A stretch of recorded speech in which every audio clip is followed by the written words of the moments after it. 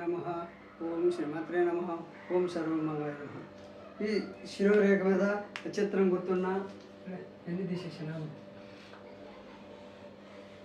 నక్షత్రం గుర్తు ఎవరికైతే ఉంటుందో నక్షత్రం గుర్తున్న ఆరోగ్యభంగం, పిచ్చి, మూర్ఛ ఉండును.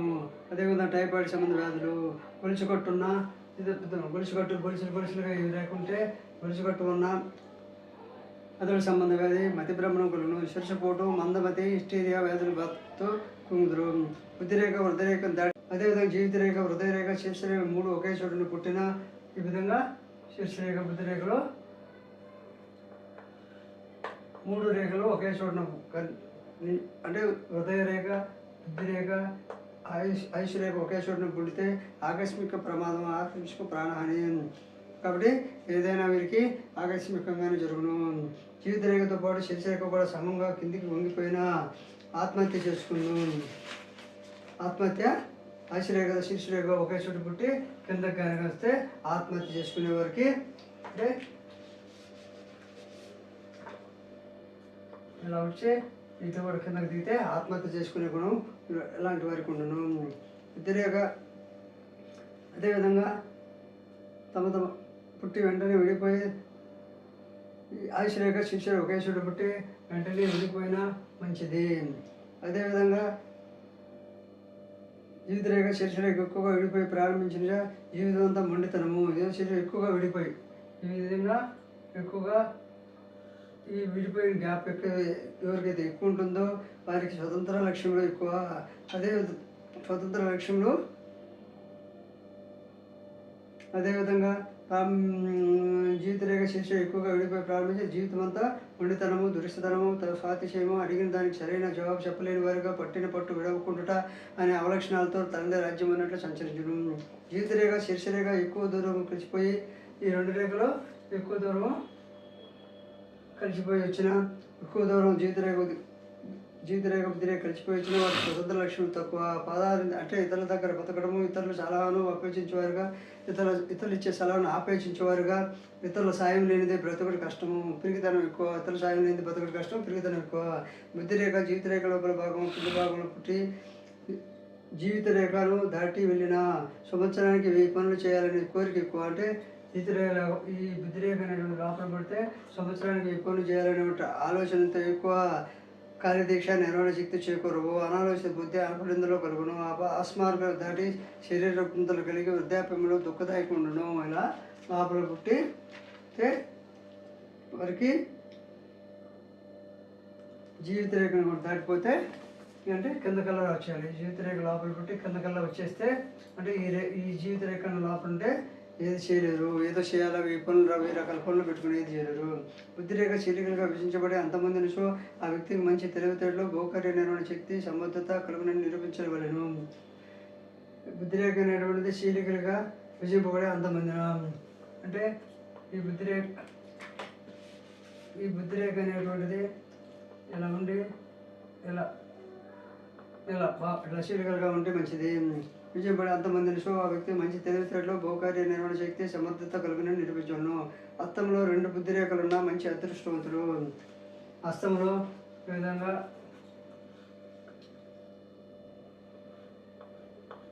హస్తంలో 2 బుద్ధిరేఖలు ఇలా కానీ హస్తంలో 2 బుద్ధిరేఖల మీద మంచి అదృష్టవంతుడు. అదృష్ట శుభ ఫలితములను బట్టి బుద్ధిరేఖ ఇచ్చును. ఈ రేఖను గుర్తించడం కష్టము, నాటికి నేటికి ఒక్కరికి మాత్రమే కనిపించును.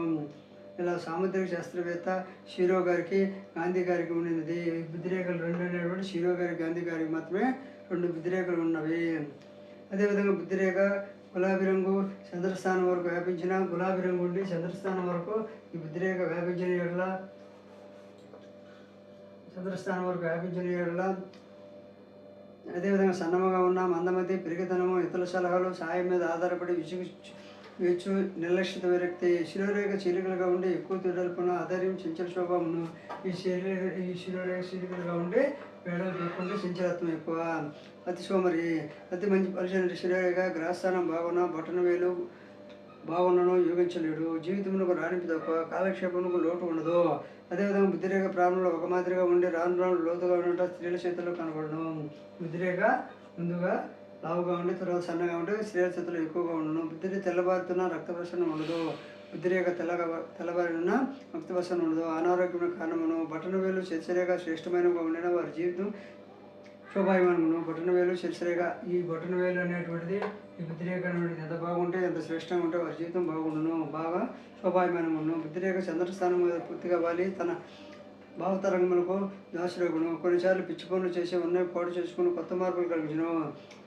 ఈ బుద్ధిరేఖ అనేది చంద్రస్థానం పూర్తిగా ఉంటే ఉన్నాయి పాడు చేసుకునే లక్షణాలు కూడా కొన్నిసార్లు జరుగును, కొత్త మార్పులు కలుగును. బుద్ధిరేఖ పై విధంగా ఉండిన వ్యక్తి బంధువులను స్నేహితులను విడిచి వదిలి దూర ప్రాంతంలో ఒంటరిగా గడిపి బుద్ధిరేఖ స్థానం ఈ విధంగా ఉంటే బంధువులు అందరు తన వారిని అందరూ వదిలేసి దూర ప్రాంతాలకు వేసి ఆత్మహత్య గురి చేసుకునే ఒంటరిగా గడిపి ఆత్మహత్య చేసుకున్నాను. అదేవిధంగా బుద్ధిరేఖ జీవితరేఖను వీడి కింద నుండి పైకి కానీ కుజిని పైకి కానీ కుజిని మీదకు కానీ ఎగబాగిన ప్రజాసేవ కొరకు గృహంలో బంధువులను వదిలిపెట్టుకోను. ఈ విధంగా బుద్ధిరేఖ అనేటువంటిది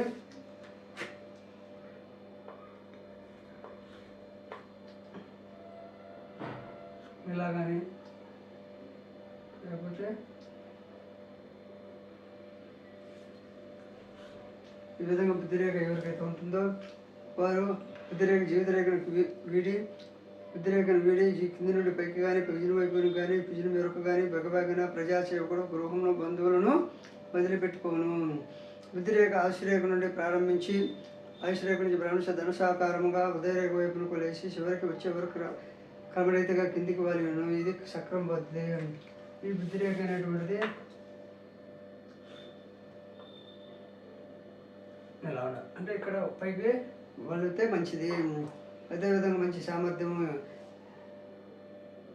ఇలా ఉంటే స్వయం కృషి వల్ల జ్ఞానోదయం పొందటం వల్ల ఒక శాఖ క్రమాభివృద్ధి పొందను. స్త్రీ పురుషులు సర్వసంపదలు ఇలా ఉంటాయి. సౌరచంద్రులు ఐశ్వర్యంతులు తొలుతోదురు. వీరిని స్వతహా బుద్ధి సూక్ష్మత గలవాగా అనే విషయం ఈ శిరోరేఖల బుద్ధిరేఖ ద్వారా స్వతహాగా తెలివివంతులుగా నిర్ణయించాలి. వారి స్వశక్తి సామర్థ్యాలు సులభంగా గ్రహించవచ్చు. వీరి తెలివితేటలతో ఎల్లప్పుడూ ఆటపాటలతో కాలాన్ని వృధా చేయవారుగా కూడా కొందరు ఇట్లా ఉంటే ఆటపాటలతో కాలాన్ని వృధా చేసేవారుగా కూడా కొందరు ఉంటారు. శీర్షరేఖ ఆయుషరేఖలను ప్రారంభించిన పుత్ర సంతతి ఎక్కువ.